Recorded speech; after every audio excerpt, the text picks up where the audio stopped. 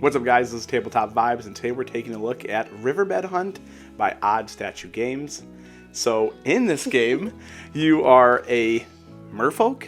Merman, and you're a separatist. You are also a profiteer, and you're also a merchant.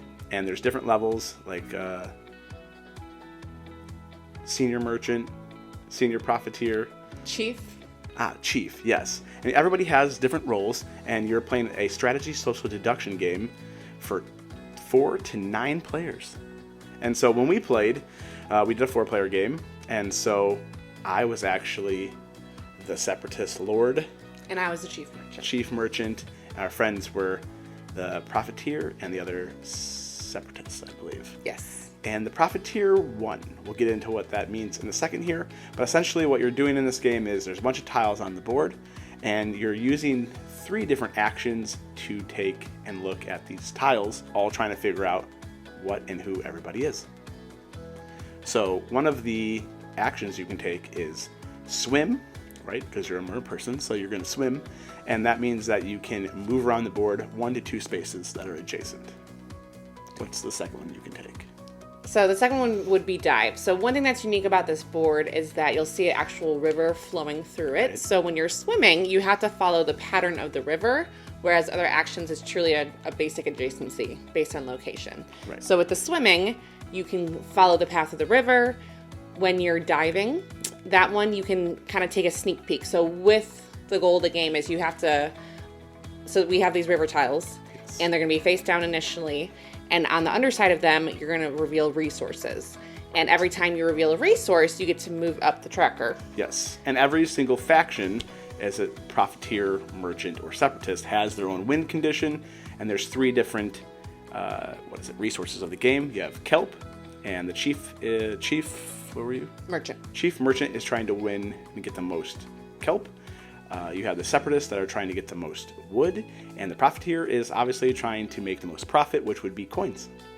Exactly. So some of the lore behind this is that as this people group started to evolve, so the merchants started to kind of harvest the kelp, or they actually said it's dried starlights that provide seeds. Right. And then... Makes sense. The profiteers are making money off of everybody. And what was the third group? The separatists. The separatists, they're upset about it because this is like their resources that's also considered, almost holy or sacred to them. Right. So that's why everyone's battling it out. But when you dive, you can go check out one of the face down river tiles that is adjacent to you to see what's going on. And it's almost the factor of a memory game. Right. You're trying to set it up so that you're actually having an asking with the other action, which is co-op, a different merfolk to then reveal a tile next to them. So you're trying to find out who's on your team without knowing who's on your team. And now technically you can tell as much information as you want, lie, joke, bribe, misdirection, whatever, to throw people off.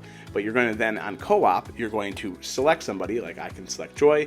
She would then flip over and reveal a tile adjacent to her, and then we'd move the tracker up for whatever we expose. And so if it comes first with kelp first and then logs, kelp would get moved up first and then logs, so that way there is no tying. That first person to satisfy their win condition is automatically the winner. There's no rounds, it just happens. Which that's really crucial because essentially we would have won on the same turn, except the log came first, and I was like, hey, no, I thought I won, win. But actually the turn before that, because we actually did a hunt, which is one of the separatist, leader separatist main action is, if he gets selected in co-op, I can discard an ability card, which there is ability cards that you can use, we'll get into that, and I can discard it, and then use my ability, which is to hunt, and I can reveal tiles that have this hunt icon, and it's kind of like your push your luck, you're like revealing these locations, but you're also revealing locations for other characters and factions. Right, so it's the worst when I did. You do, and then all of a sudden you're like, yes, you plan out these 3 different moves, and all of a sudden you flip over the wrong tile, and it's giving other people the resources that you don't want. You're like, no. I pushed my luck. I got 2 hunt tiles. I pushed my luck for 1 more, which I got. It was mine, but I gave the profiteer 2 coins to push him into the win condition immediately, and then that tile I flipped afterward made me win but it didn't matter. But kind of an interesting component of the game that keeps the game going is that once a river card has been flipped, there are different action cards that allow you to flip it down. Which subtracts off the resource board. So you can undo people's, like, it's not just hopeless where you're not going to just lose. Right. So it's a lot. It's a bunch of fun. And you also have ability cards, which have all these one-time ability actions to do some sort of cool power thing. Like mine, I had one that I got to use the dive action. I didn't have to exhaust that card because you have to exhaust the card after your action if you use it. I didn't have to exhaust it, and I could look at 2 locations instead of 1. Which is pretty cool. Another thing that I really liked about this is the artwork. So it seems to me that, we're calling them merfolk. However, they also really look like characters from Avatar, especially from The Way of Water. So a lot of your cards look like that. Yeah, they have the Avatar feel for sure. And like the whimsically kind of feel. It's also really nice that you can play up to 9 players, which is super rare. As we know, a lot of games tap out at 5 or 6. Right. And then an average play time for this is going to be 20 to 45 minutes based on how many players are going through. Right. And I think once everybody understands the concept, it'll go pretty fast. So people can mess with you the more comfortable they are, and that can elongate it in a positive way. Right. And that back and forth banter is kind of what you want. So it's a blast, and we had a really good time playing it. It also comes on to Kickstarter November 2nd, so make sure you check the link in the bio. As always, like, subscribe, comment, and tell us what your favorite underwater sea creature is, which would be mine is an octopus. Joy? Merfolk, of course. Why not?